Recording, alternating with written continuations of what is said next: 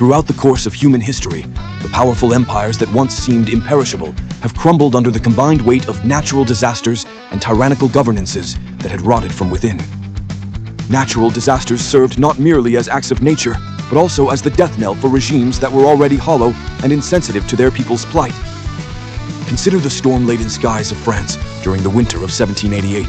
The devastating hailstorm followed by an unprecedented frost decimated the harvests, leaving millions to starve. Yet, the true tragedy lay not in the weather, but in the chilling indifference of the Versailles court. While peasants gnawed on tree bark and roots to stave off hunger, the nobility indulged in lavish feasts and raised taxes to embellish their opulent palaces. The stark contrast between the wailing of the populace and the infamous retort, "Let them eat cake," fanned the flames of anger into the French Revolution of 1789, which ultimately led King Louis XV to the guillotine. Further east, the annals of Chinese dynasties offer more brutal confirmations of this pattern under the concept of mandate of heaven.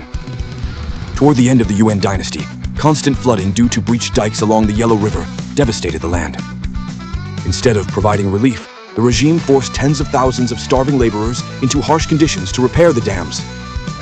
This cruelty amidst calamity incited the Red Turban Rebellion, culminating in the complete collapse of a Mongol empire that had once trodden over the known world. On the soil of Vietnam, the 1945 famine remains an undeniable historical witness. Here, poor harvests combined with exploitative grain, requisition policies by colonialists and fascists led to the death of 2 million people.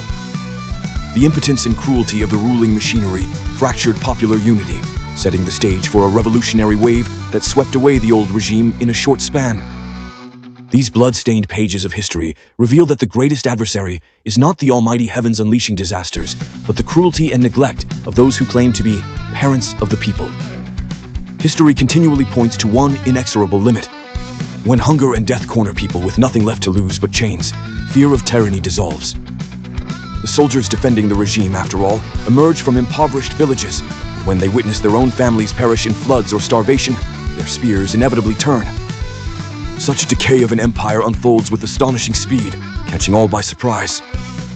Fortresses believed to be eternal collapse like sandcastles against a raging tide.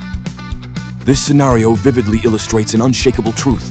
Real power does not stem from thrones or firearms, but from the consent of the governed. When a regime loses its ability to shield its people from disaster, choosing factional gain over the lives of its fellow citizens, it severs its own mandate of heaven. Steam can float a ship, but the same steam, when it seethes and rises, can capsize that vessel, drowning ambition in obscurity, paving the way for a new and more empathetic era.